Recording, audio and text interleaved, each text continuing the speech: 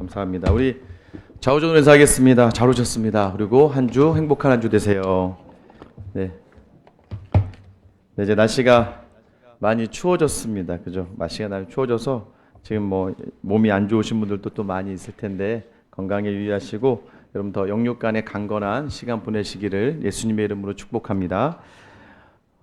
제가 사역을 시작하게 된 첫 이유는 청년부 강사를 하고 있을 때입니다. 직장 생활을 하고 결혼을 하고 첫째 아이를 임신하고 있을 때였는데 감사하게 청년부 사역을 하면서 말씀의 기쁨과 보람을 경험하게 되었습니다. 야, 내가 잘 알지도 못하는 말씀, 이 말씀 가지고도 사람이 이렇게 변화되는데 제대로 공부해서 하나님 말씀 깊이 알면 얼마나 좋을까 하는 그 하나의 자리, 그래서 말씀을 따라서 더 깊은 말씀으로 들어가기 위해서 사역을 시작했습니다. 하나 신학을 좀 공부하고 사역의 자리에 서게 되었던 것 같아요. 직장 생활을 한 4년 정도 했을 때입니다. 그리고 그때는 가정을 또 이루었고 아이를 임신한 상태였고 제가 얼마나 열심히 또 공부해서 신학대학원을 가고 지금은 신학대학원 인기가 없는데 그때는 신학대학원의 그 경쟁률이 좀 높았습니다. 지금은 뭐 요즘에 미달이 많이 일어나는 것 같아요. 전 정상이라고 생각합니다. 이 신학의 자리가 어렵다는 걸 좀 느껴야 되거든요. 사역지에 가서요 정말 열심히 했습니다. 왜냐하면 확신이 있었기 때문이에요. 말씀이 사람을 변화시킨다. 3년 정도 더 하고 싶었는데 담임 목사님 바뀌시는 바람에 제가 나오게 될 수밖에 없었습니다.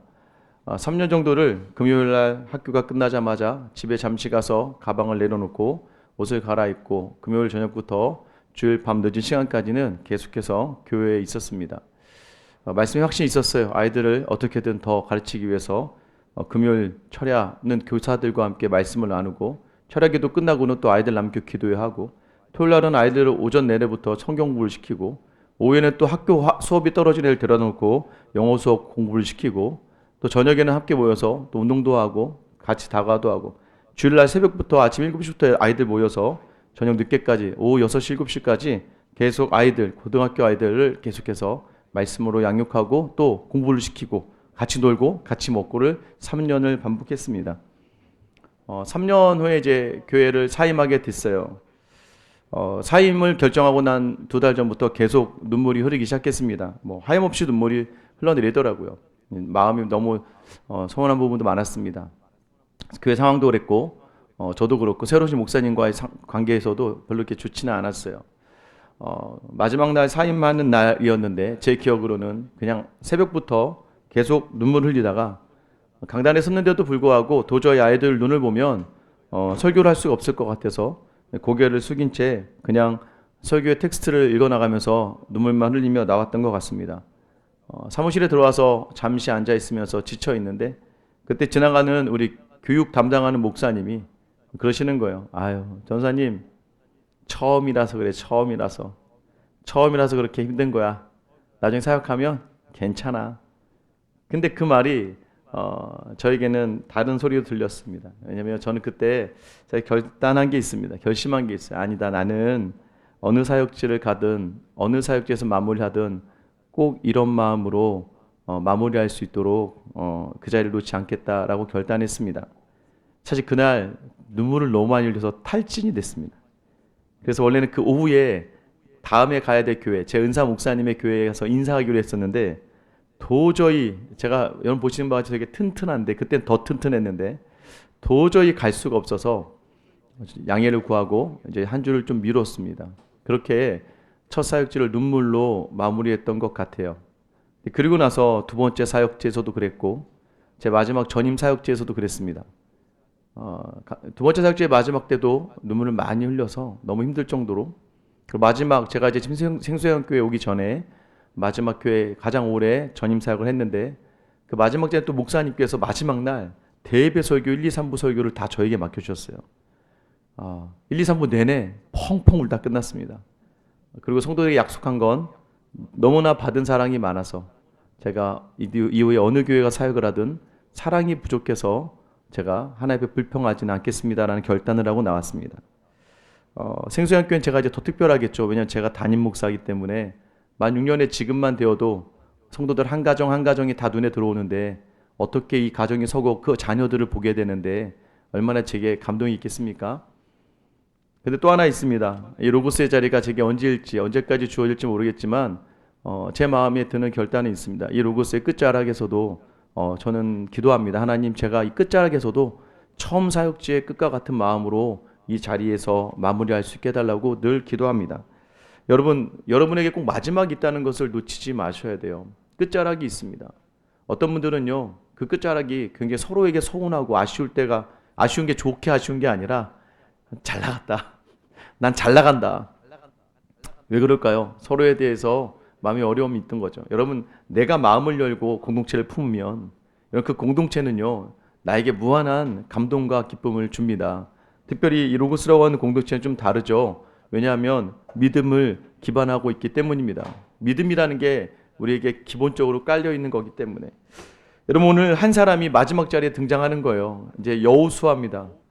제가 여호수아서를 오늘 23장 하고 다음 주에 24장 하고 끝낼까 했는데 한번 여호수아의 이 말씀을 조각조각 내서 한번 깊게 한번 묵상해 보시면서 여러분의 이 로고스의 마지막 자리, 여러분의 삶의 마지막 자리, 여러분의 믿음의 마지막 자리를 어떻게 해야 되는지 한번 여호수아의 마지막에 고별 설교를 통해서 한번 살펴보고자 합니다.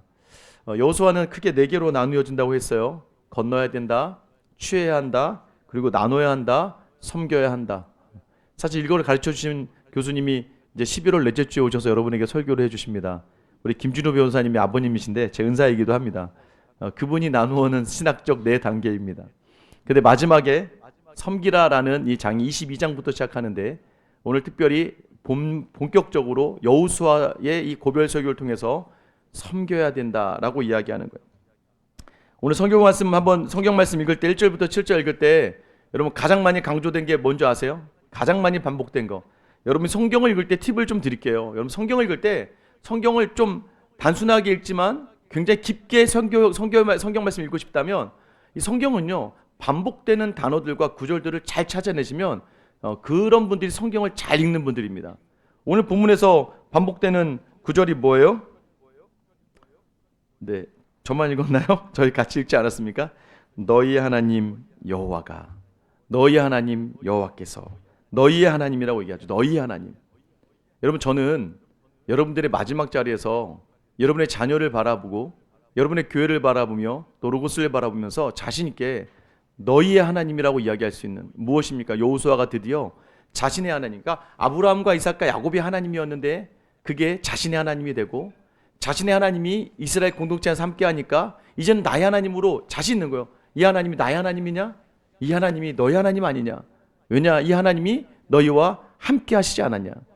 여러분의 마지막 자리가 여러분의 자녀들과 여러분의 믿음의 후배들에게 너희의 하나님이라고 담대하게 이야기할 수 있게 되기를 예수님의 이름으로 축원합니다. 여러분, 그러면서 이제 우리가 여호수아의 마지막 모습을 통해 좀 우리가 깨달아야 될 것들이 있습니다. 여러분 그거 아세요? 인생에 왜 선배가 있습니까? 지름길이기 때문입니다. 그 지름길을 빨리 받아들인 사람은 좀 더 빨리, 좀 더 높게, 좀 더 멀리 갈 수 있는 거예요. 여러분 믿음의 자리도 그렇고 세상의 자리도 마찬가지 아닙니까? 여러분 계속해서 이 말씀, 오늘 여호수아 우리에게 하고자 하는 말이 무엇인가?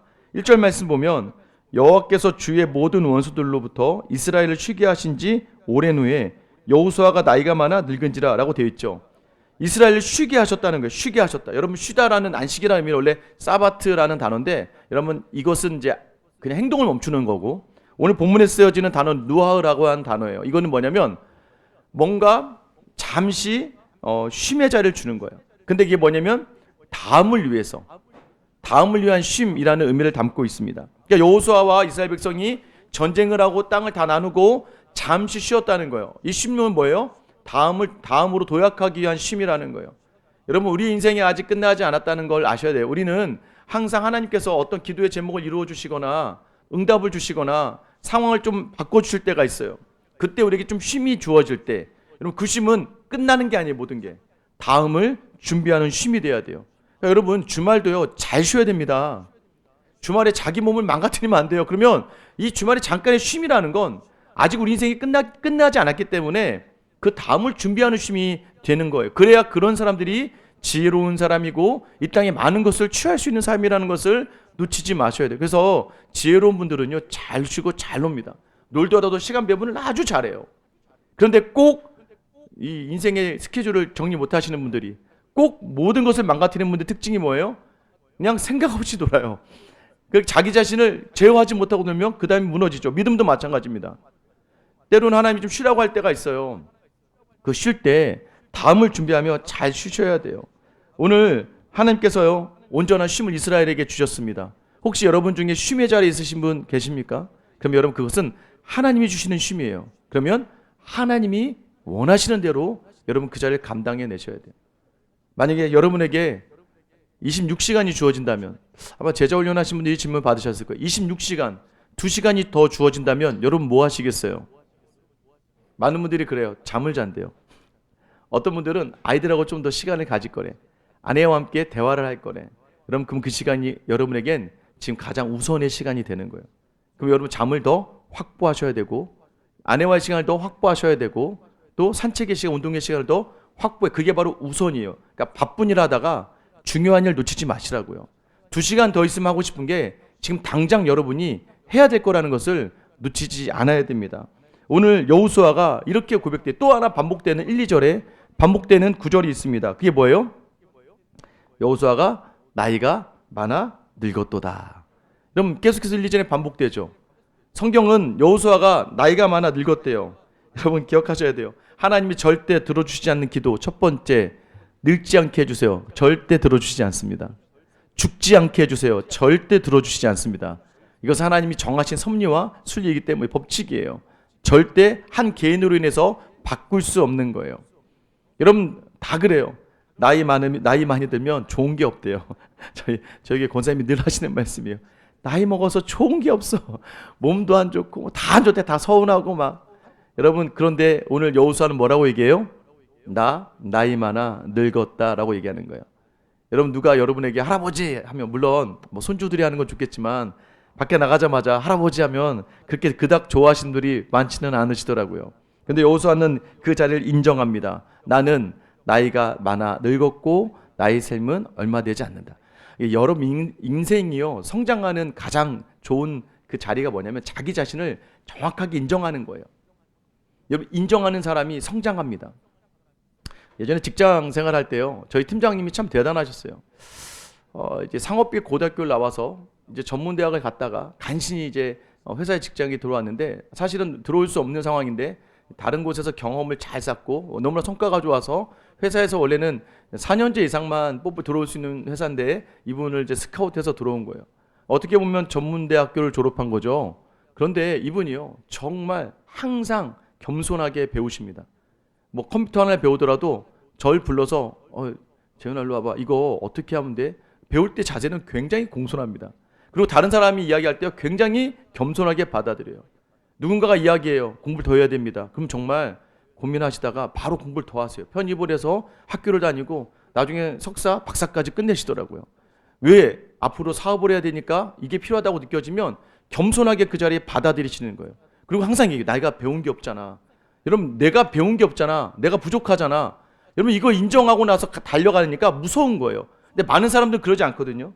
오늘 여러분 믿음의 자리도 마찬가지입니다. 믿음도요, 나의 부족함을 인정하며 앞을 바라볼 때 성장이 있는 거예요. 근데 그렇지 않은 사람들에게는 내일이라는 게 없습니다. 이 정도면 됐지. 그런 분들이 꼭 교회에서 문제 일으키고, 나 정도면 어때? 이런 분들이 꼭 가정에서 다툼의 이유와 원인이 되기도 합니다.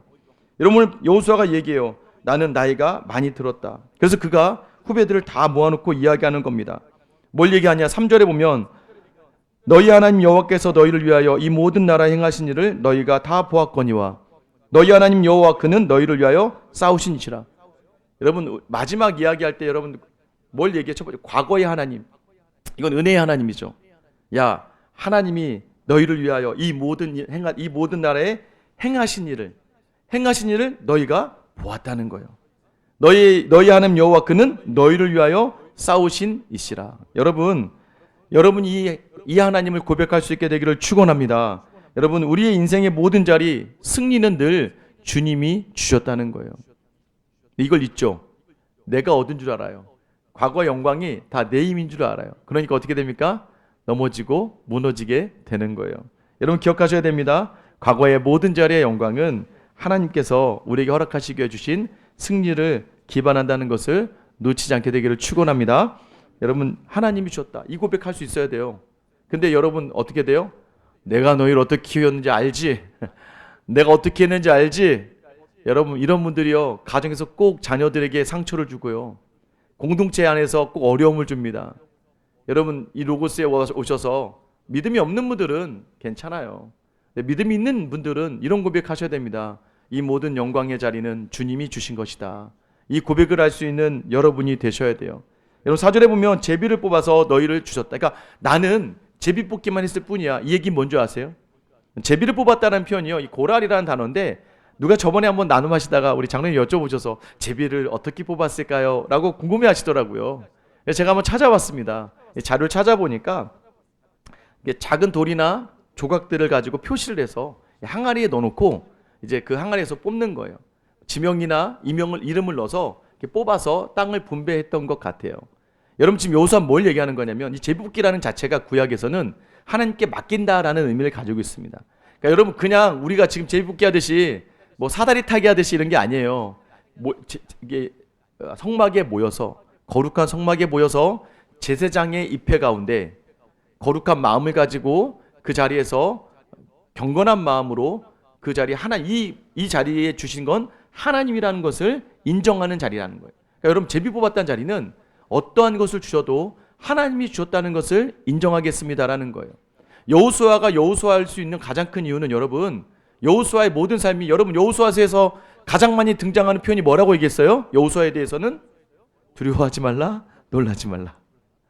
여호수아가 매번 두려워한 거예요.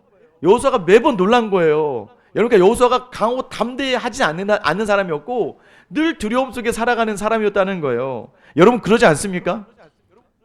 우리 대표님들 그러지 않으세요? 대표님들 두렵죠? 우리 파트너 변호사님들 두렵죠? 안 두렵습니까? 이때 직원들이 보고, 소속 변호사님들이 보기에는 저 정도 되신 분들은 경륜도 있고 하니까 저분들은 담대할 거야. 여러분, 그러지 않아요. 저는 담임 목사가 되어서 부목사 때보다 두려운 게 너무 많아요. 어제는 저희가 이제 전도 축제라고 이렇게 해서 모임을 가졌거든요. 제가 이번에는 막 결단을 했습니다. 우리 아무것도 하지 말고 기도만 하자. 정말 아무것도 안 했어요. 새 가족 와도 선물 하나도 안 주고 그냥 밥만 고기 반찬, 나머지는 뭐 다 똑같이, 그리고 아무것도 하지 말고 기도만 하자. 여러분, 근데 어제 20명의 새 가족이 왔어요. 여러분 별로 안 놀라시죠? 네, 뭐 여러분은 뭐 2,000명, 1,000명 다니는 교회 다니니까 그럴 수 있겠지만, 여러분 3, 40명으로 시작한 교회에서요, 이 새 가족 20명이, 그 20명이 전부 다 교회 등록할 20명이 온 거예요. 그러니까 왔다 가는 분이 아니라 고민하고 계속해서 염려하고, 왜냐하면 2달 동안 기도하면서 계속 여러분 기도할 준비했던 분들이거든요. 여러분, 우리가 늘 두려워요. 저는 그래서 두려웠어요.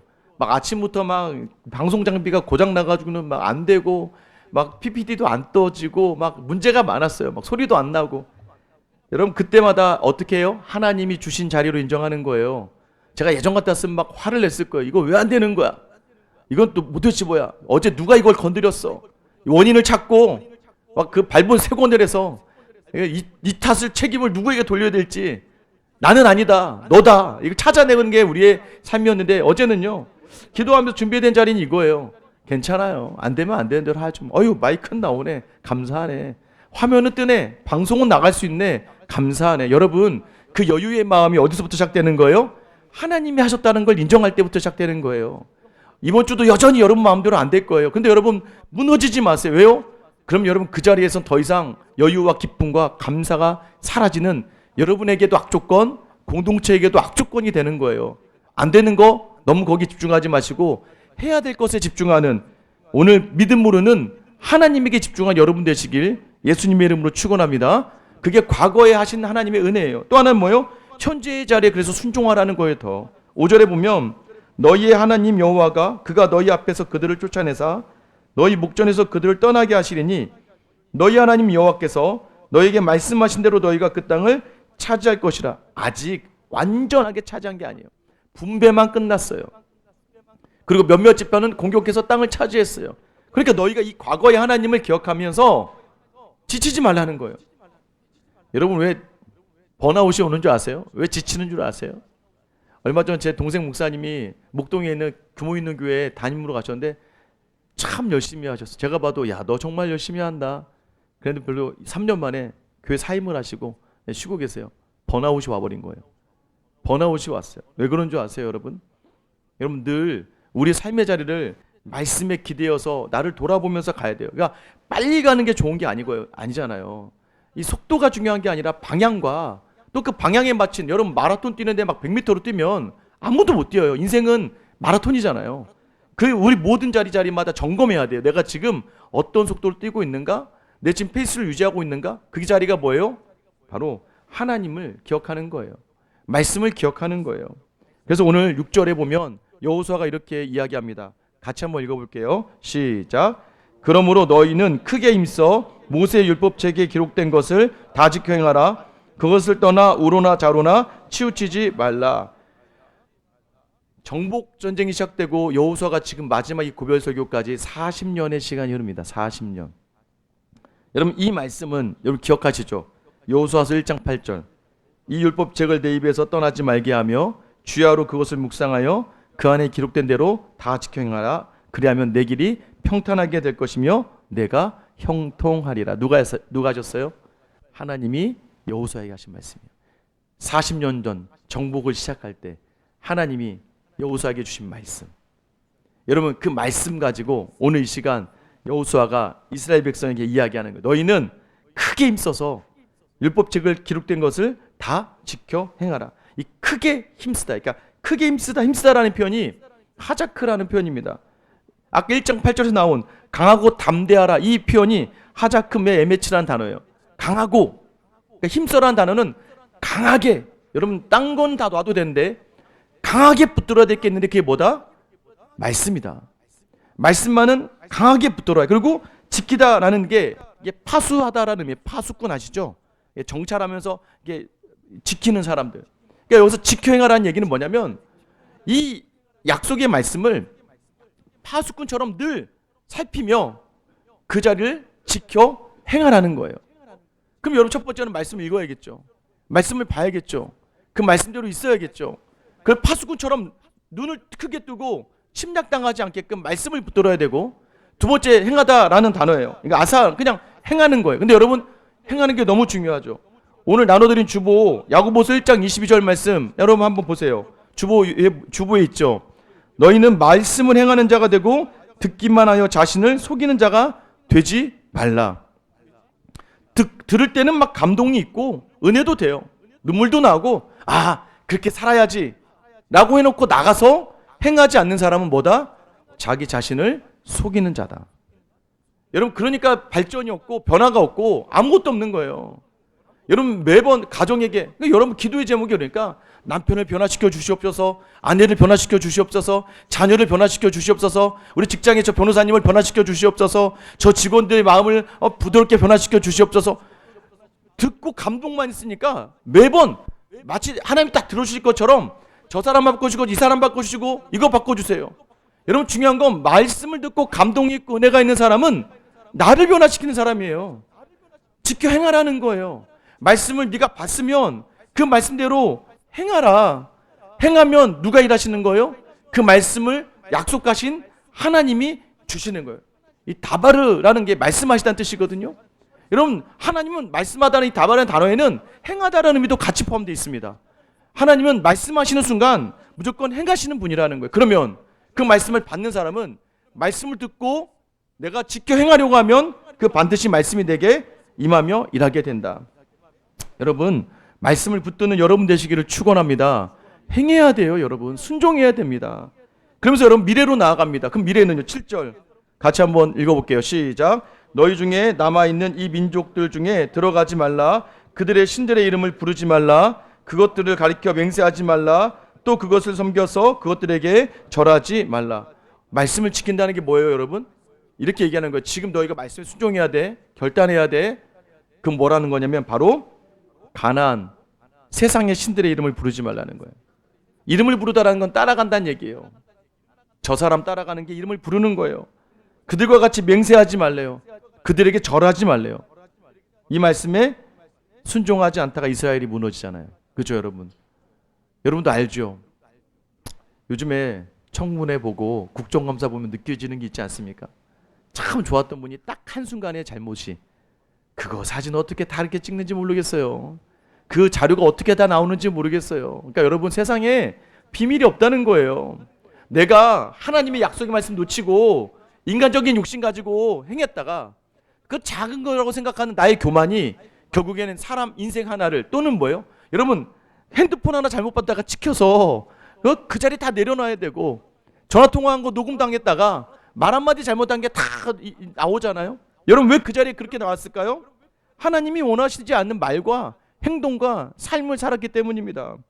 여러분, 물질의 유혹에 넘어가지 않게 되기를 축원합니다. 물질에 넘어갔다가 영혼이 망가지는 거예요. 여러분, 또 하나는 무엇입니까? 여러분, 성의 유혹에 넘어가지 마세요. 요즘에 불륜이 마치 자랑처럼 되는 세상이 되고 말았어요. 여러분, 큰일 납니다. 하나만 생각해 보세요. 그동안 쌓아왔던 여러분의 모든 것들이 한순간에 다 무가치하게 변하는 그 순간이 바로 성의 타락이에요. 여러분, 가족을 잃으면 다 잃은 겁니다. 제가 많은 분들을 만나는데요, 바람 때문에 또는 부부간에 여러 가지 성적인 문제가 있어서 이혼하신 분들, 이런 마지막 자리가요 그렇게 좋지 않습니다. 후회를 엄청 하세요. 여러분, 많은 선배들이 그렇게 보여줬는데도 불구하고 여전히 그 자리에 서 있는 여러분, 돌아보셔야 됩니다. 아직도 그러나 늦지 않았습니다. 이 말씀을 듣고 회개하고 돌이키면 여러분, 주님께서는 더 나은 내일로 인도해 주심을 놓치지 않게 되기를 축원합니다. 여러분, 오늘 이 시간 옆에 있는 분에게 한번 서로 격려하셨으면 좋겠어요. 말씀 따라 삽시다. 다시 한번 여호수아 1장 8절, 하나님이 여호수아에게 주신 말씀, 오늘 여호수아가 이스라엘에게 하는 말씀 같이 한번 읽어볼게요. 시작. 이 율법책을 내 입에서 떠나지 말게 하여 주야로 그것을 묵상하여 그 안에 기록된 대로 다 지켜 행하라. 그리하면 내 길이 평탄하게 될 것이며 내가 형통하리라. 아멘. 여러분, 기억하셔야 됩니다. 이 말씀대로만 한번 해보세요. 근데 힘들어요. 왜냐면 말씀대로 행하려면 내 인간적인 모든 자리를 내려놔야 되거든요. 그렇게 쉽지 않은 거예요. 사실 오늘 새벽에도 제가 우리 교회에서 나눴지만, 어제 이제 새생명 전도 축제인데 이미 저는 1부 예배 때 저는 이미 끝났습니다. 이미 은혜를 충만하게 받았어요. 어떤 자리냐면, 저희 집사님 두 분이, 제가 일전에 한번 말씀드렸죠. 집사님 두 분이 아이를 교회 나오게 하려고 잡은 거예요, 막. 근데 이 아이가 교회 나와도요, 여자아이가 앉아서 이어폰 꽂고 있어요, 예배 시간에. 그리고 고개 팍 숙이고 있습니다. 아이도 태어나서부터 선천적으로 아픈 데가 많아서 워낙 아이 자체가 스스로가 좀 반항 기질이 좀 있고 또 불편하고 아직 잘 믿음도 없는데 그 자리에 있는 게 너무 싫은 거예요. 그냥 그 자리에서 계속 고개만 숙이고 계속 그냥 그렇게 앉아 있으니까 제가 봐도요, 목사가 오고 가서 봐도 아무런 변화가 없는 거예요. 그리고 계속해서 그냥 그렇게 있는 거예요. 그러니까 결국 제가 한 번은 제자훈련 시간에 또 사역훈련 시간에 좀 부탁을 드렸습니다. 어떤 부탁을 드렸냐면, 한번 내려놔 보시죠, 집사님. 내려놓는다는 게 뭐예요, 여러분? 포기와 내려놓음의 차이가 뭐라고 얘기했어요? 포기와 내려놓음의 가장 큰 차이는 기도예요, 기도. 내려놓고 기도하느냐, 그냥 내려놓고 기도하지 않느냐, 그건 포기한 거예요. 내려놓고 기도하면서 말씀 붙들고 한번 가보시죠. 그렇게 해서 한 주가 지났어요. 막 두 분이 애가 교회 안 오니까 막 세상이 끝난 것 같아. 둘째 주 되니까 막 더 불안해. 그래도 참으세요. 기도하세요. 여러분, 그런데요, 그 아이가 어제 1부 예배에 자기가 오겠다고 해서 한 2달 만에 교회에 온 거예요. 다음 주는 어떻게 될지 모르겠어요. 근데 여러분, 저는 그거 하나만으로 저는 마음에 확신이 있었습니다. 뭐예요? 이 두 분이 놀란 거예요. 이것도 되는구나. 제 돈으로 계속 꼬시고 힘으로 제압하지 않으면 교회 안 갔던 아이인데, 그동안 엄마 아빠 교회 갈게, 그래 너는 쉬어라, 엄마 아빠가 대신 기도 많이 할게, 이러고 갔던 시간들이거든요. 여러분, 기억하셔야 됩니다. 말씀은 순종하는 자에게만 역사하는 힘이 있습니다.